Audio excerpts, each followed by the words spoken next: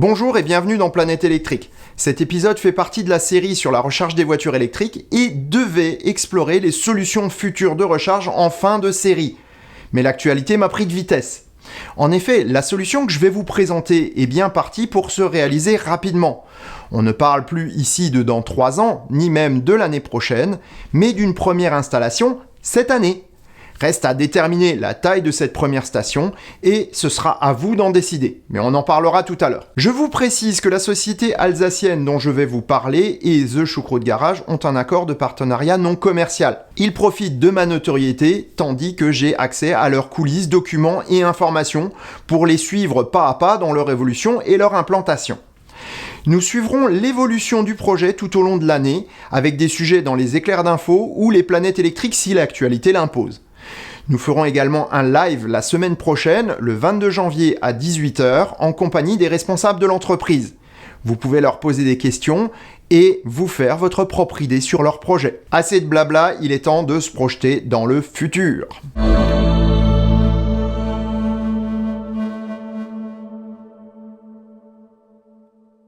Waouh, top le turfu!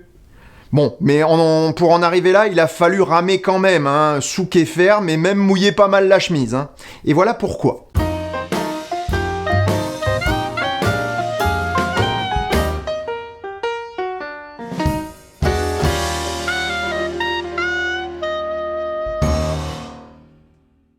Au XXIe siècle, dans les années 20, l'explosion de la voiture électrique a eu de grosses conséquences sur notre manière de consommer et produire notre électricité. Si la demande de l'industrie pétrolière a nettement baissé en raison de besoins de raffinage réduits, la solidité de la production électrique française a été mise à mal par des écologistes dogmatiques opposés au nucléaire. La fermeture précoce de réacteurs encore parfaitement utilisables a imposé des investissements énormes pour compenser leur production. Au départ, les pétroliers se sont frottés les mains, pensant que les énergies renouvelables ne pourraient absorber la baisse de production, combinée à une augmentation de la demande.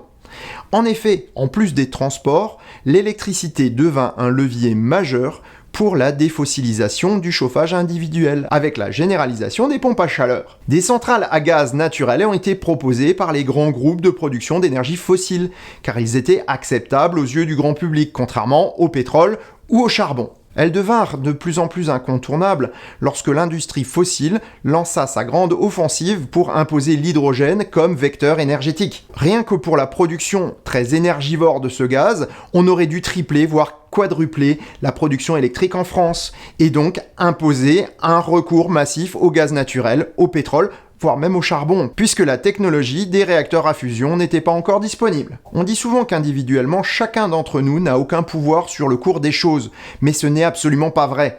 Grâce aux réseaux sociaux, des idées alternatives virent le jour et furent mises en œuvre. De multiples projets parvinrent à démarrer grâce à l'opinion publique, et le stratagème des capitaux fossiles fut déjoué par des petites entités proposant chacune des solutions innovantes. Tout ce que je viens de vous raconter n'est pas encore arrivé, mais reste tout à fait plausible.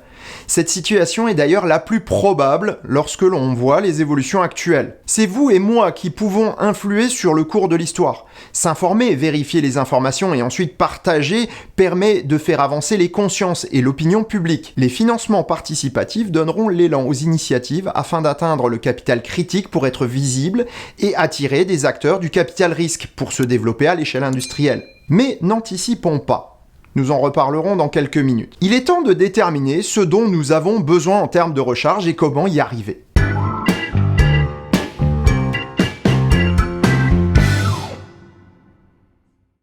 Dans le premier épisode de la série sur la recharge de nos voitures électriques, nous avons vu que si beaucoup de solutions existent pour recharger sa voiture au quotidien, certains devront toutefois se contenter de recharges périodiques 1 ou 2 fois par semaine sur des bornes publiques. Imaginons une famille type, telle que j'en rencontre régulièrement. 2 parents qui travaillent et ont une vie sociale, 2 enfants qui vont à l'école et ont des activités sportives ou culturelles. En moyenne, cette famille aura 2 autos, une citadine ou compacte et une familiale qui parcourt 15 km par jour pour la petite et 40 pour la grande. Si la citadine ou compacte dispose d'une batterie de 40 kWh, elle aura une autonomie d'environ 250 km dans toutes les circonstances, hiver ou autoroute compris, tout en gardant une marge de réserve. Cette auto aura une consommation moyenne d'environ 16,5 kWh au 100. Je tiens ici compte des chiffres fréquemment cités pour les Zoé et Leaf. Chaque semaine, la compacte de la famille aura besoin de recharger 7 fois 15 km d'autonomie, soit 17,33 kWh. On va garder ce chiffre dans un coin de notre tête et on va faire la même opération avec la familiale. On va prendre une familiale comme le e-Niro par exemple, avec une batterie d'un peu plus de 60 kWh. Son autonomie dans les conditions les plus pessimistes sera environ de 350 km. Avec une consommation moyenne de 19,5 kWh au 100, on devra donc recharger 54,6 kWh par semaine. Question environnement, imaginons que la famille habite une petite ville, dans une copropriété non équipée pour la recharge, et ne peuvent se fournir à leur travail. Lorsque l'un des parents fait les courses de la famille, il le fait généralement une fois par semaine.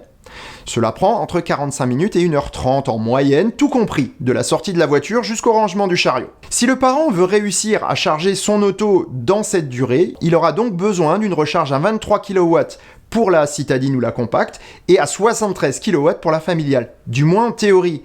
Ces puissances doivent être pondérées en fonction de l'état de charge de la voiture et de la température de la batterie. De plus, les statistiques montrent que les familles achètent de moins en moins dans les supermarchés, mais y viennent de plus en plus souvent. Le nombre de passages en caisse avec peu d'articles augmente chaque année. Pourquoi je peux affirmer cette tendance sans l'ombre d'un doute ? Eh bien parce qu'on a toutes les statistiques de tous les centres commerciaux comme information pour le corroborer. Pourquoi est-ce que tous les supermarchés rendent cette information publique ? Eh bien simplement parce que le nombre de passages en caisse détermine le loyer des boutiques de la galerie marchande. Voilà pourquoi ces chiffres sont suivis de très près et sont rendus publics. Revenons à notre famille. Imaginons que chaque parent fasse des courses dans un supermarché chaque semaine. Si le supermarché veut répondre aux besoins de recharge et en plus fidéliser ses clients, il a tout intérêt à installer des bornes de 50 kW et des bornes de 100 kW. Ceci permettra de répondre à la demande de la clientèle en journée. Si le patron du magasin est futé, il sait que son parking a également un autre usage, celui du stationnement résidentiel nocturne. Et oui, les places de parking sont chères en ville et les habitants voisins d'un hyper ont parfois recours à cette méthode pour trouver à parquer leur auto. Si le supermarché installe des points de recharge simples de type prise domestique permettant aux résidents locaux de se charger la nuit, il s'assure d'avoir un client qui viendra plutôt faire ses courses chez lui puisque sa voiture est déjà sur le parking. Il pourra également tirer un revenu de la charge, ce qui représenterait un double bonus. Allez, le patron du magasin est convaincu, il veut se lancer. Chouette, on y va. On achète des bornes, on fait les installations et roule ma poule. En fait, c'est un peu plus compliqué que ça. Le premier point à définir est le nombre de bornes à prévoir. Une de chaque puissance risque de poser un souci de disponibilité. Entre les voitures ventouses et les incivilités, va falloir ruser. Soit on met des bornes assez nombreuses au prix d'une rentabilité faible, soit on établit un contrôle d'accès. Des îlots avec des plots solides peuvent facilement délimiter une zone et une barrière amovible commandée par la carte du magasin peut faire l'affaire pour limiter l'accès à la zone. Avec une caméra qui valide l'ouverture par la lecture de la plaque de l'auto, les nuisances seront ainsi réduites. Ensuite, il faudra amener le courant jusqu'au parc de charge. Généralement, ce n'est pas un souci si le magasin a déjà une station-service. Et enfin, il faut un gros transformateur et une arrivée de courant, ça comme. Ah ouais, c'est là que notre patron il tombe des nues. Parce qu'entre le prix de l'installation, les coûts d'acheminement pour les grosses installations et toutes les autorisations administratives et contraintes réglementaires et de sécurité, plusieurs mois, voire plusieurs années peuvent passer avant de pouvoir installer le matériel. En plus, ce gros investissement ne sera peut-être pas bien dimensionné, induisant soit une perte d'argent s'il est trop gros, soit un investissement encore plus conséquent pour agrandir l'installation par après. En clair, plus d'incertitudes que de perspectives positives. Un bon chef d'entreprise ne se lancera jamais dans un tel projet.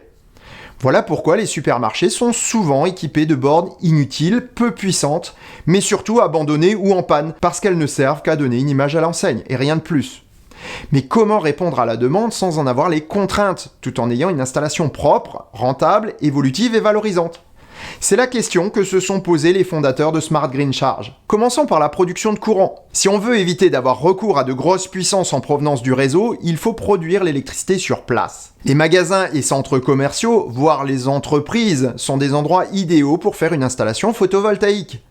Ils ont une surface de toit utilisable facilement pour mettre des panneaux. Et si la surface n'est pas suffisante pour répondre aux besoins, une ou plusieurs ombrières solaires sont une solution facile à mettre en œuvre. Selon Smart Green Charge, l'empreinte carbone du puits à la roue de sa solution est de seulement 5 grammes de CO2 équivalent par kilomètre, contre 70 grammes en moyenne pour des structures plus classiques. Revenons à notre exemple de supermarché de petite ville où notre famille vient se recharger, même si on peut envisager avec ce concept d'équiper tout bâtiment de service ayant une surface de toit et de parking suffisamment grande et où le public se rend pour une durée suffisante.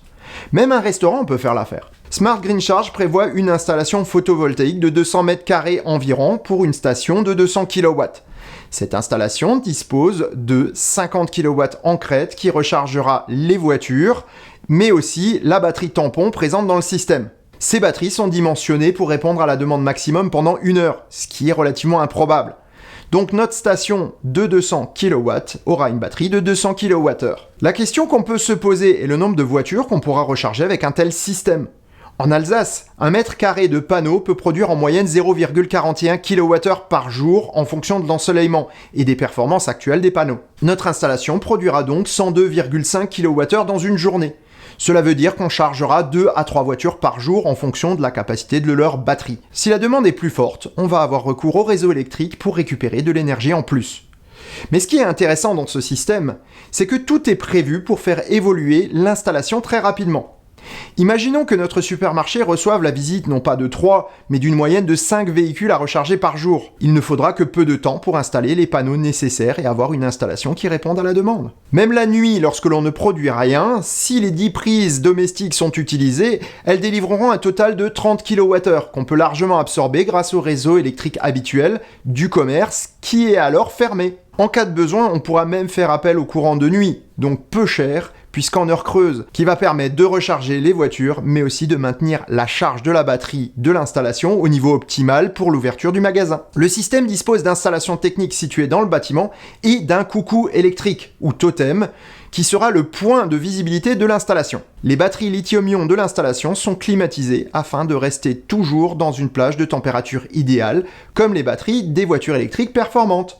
Cela permettra en outre d'avoir la meilleure durabilité du pack batterie. Les concepteurs de Smart Green Charge souhaitent se reposer essentiellement sur des batteries de seconde vie en fonction de leur disponibilité. Là où leur solution est intéressante, c'est qu'un seul et même ensemble regroupe toutes les fonctions nécessaires à la distribution électrique. Conçu sous forme de tour ou de totem, le coucou électrique est équipé de panneaux solaires. Ce ne sont pourtant pas eux qui feront le travail de production, mais ils ont une autre fonction primordiale que nous verrons tout à l'heure. Cette tour est très facile à installer et ne demande aucune installation particulière, pas de grosse fondation ni d'arrivée de courant ou de puissance. Enfin, dernier atout, et c'est bien celui-là qui est important, elle est super visible. Là où elle diffère de tous les modèles économiques actuels, la solution de Smart Green Charge repose également sur sa visibilité. Les coucous électriques peuvent être équipés de grands écrans LED pour diffuser de la publicité, ce qui participe à la rentabilité de l'installation. La tour, avec ses panneaux solaires, son éolienne au sommet et ses écrans, attirera forcément le regard, et son implantation en zone de forte influence augmentera sa rentabilité. Une telle installation permettrait de générer des revenus grâce à la recharge au kilowattheure, à la revente ou l'autoconsommation des excédents de production, mais aussi grâce à la pub. La station peut alors se rembourser plus facilement, même à une période comme aujourd'hui où la demande en recharge est faible, mais qui ira en progressant rapidement. Son implantation est facile et évolutive. On pourra moduler les puissances en fonction des besoins réels et ainsi accompagner la demande croissante en énergie. L'adaptation sera facile pour suivre l'adoption de la mobilité électrique. La seule limite sera la surface disponible pour poser des panneaux solaires, soit directement sur une installation existante, soit avec des ombrières dédiées. Autre avantage, le système de Smart Green Charge est compatible avec une installation existante. On pourrait imaginer un réseau de charge rapide ou un supermarché déjà équipé qui souhaite compléter son offre. Adopter une telle solution financerait un développement énergétique durable et local. Dans une situation de crise par exemple, une installation telle que celle-ci pourrait fournir un backup intéressant aux bâtiments hôtes, comme dans les cas récents des coupures de courant liées à la tempête Bella. Tout ça c'est que du rêve? Eh bien non, la solution de Smart Green Charge est en passe de devenir réalité.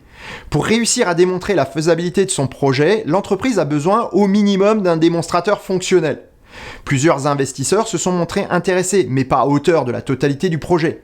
Et c'est là que vous entrez en jeu. Le 18 janvier 2020 démarre une campagne de financement participatif sur le site KissKissBankBank. Vous trouverez le lien de la campagne en description de cette vidéo. Clairement, je vais y souscrire car je crois vraiment en leur solution. Je vais faire en fonction de mes petits moyens, mais ce sont les petits ruisseaux qui font les grandes rivières. Les paliers de la réussite du projet sont les suivants. À 30 000 €, on va couvrir les travaux préparatoires, comme les études d'implantation. À 180 000 €, la création du démonstrateur pourra se faire avec l'aide d'un partenaire. À 240 000 €, ce sera la création du démonstrateur, mais uniquement avec les fonds récoltés. À 340 000 €, la fabrication d'une station Smart Green Charge 100 sera possible. Et à 450 000 €, la fabrication de la grosse station à 200 kW sera possible. Bon, on va pas se mentir, c'est au moins le 3e palier qu'on va viser pour être certain de la réalisation du premier démonstrateur qui sera implanté en Centre-Alsace. Lorsque l'on sait que la mise moyenne pour ce type de projet est de 50 €, ce sont donc 4 800 personnes qu'il faudrait convaincre pour réussir cette première étape. Je dis souvent qu'il faut rêver fort et travailler dur pour parvenir à ses fins. Ceux qui ont fondé Smart Green Charge l'ont bien compris. Et maintenant, c'est sur vous que se reposent leurs plus grands espoirs. En cas de réussite de cette étape, c'est tout un réseau de charge qui s'installerait avec 37 stations réparties sur toute la France et principalement installées dans des zones blanches actuellement délaissées par les autres opérateurs. Ces stations seraient probablement des 200 kW pour commencer et fourniraient une base solide pour les développements futurs. Si vous avez des questions, des remarques ou des idées, n'hésitez pas à les mettre en commentaire ou à les soumettre lors du live qui aura lieu avec les responsables de Smart Green Charge le 22 janvier à 18 h. On compte sur vous. Quoi qu'il en soit, nous suivrons ce projet et son évolution avec intérêt. Et il est possible que nous parlions un de ces jours d'initiatives un peu différentes mais tout aussi intéressantes. Et sur ces bonnes paroles, je vous souhaite bonne route, prenez soin de vous et à bientôt. Ciao!